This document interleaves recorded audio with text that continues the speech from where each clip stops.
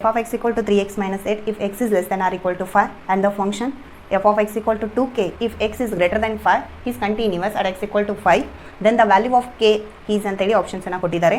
Options 2/7, 3/7, 4/7 and 7/2 ಈ ರೀತಿಯಾಗಿ options ಇದೆ. ಸೊ ಇದನ್ನು ಯಾವ ರೀತಿ ಮಾಡೋದಂದರೆ ಅಲ್ಲಿ ಫಂಕ್ಷನನ್ನು ಅಬ್ಸರ್ವ್ ಮಾಡಬೇಕು. X is greater than or x is less than ಏನಾದರೂ ಫಂಕ್ಷನ್ಸ್ ಇತ್ತು ಅಂದರೆ you can direct use that left hand limit equal to the right hand limit.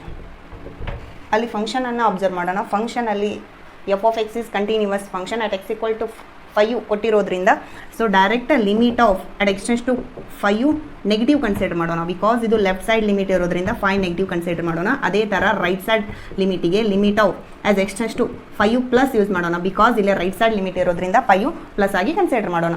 ಇಲ್ಲೇ ಎರಡು ಫಂಕ್ಷನ್ ಇದೆ, ಯಾವುದು ಲೆಫ್ಟ್ ಸೈಡ್ ಲಿಮಿಟ್ ಆಗುತ್ತೆ, ಯಾವುದು ರೈಟ್ ಸೈಡ್ ಲಿಮಿಟ್ ಆಗುತ್ತೆ ಅನ್ನೋದಕ್ಕೆ.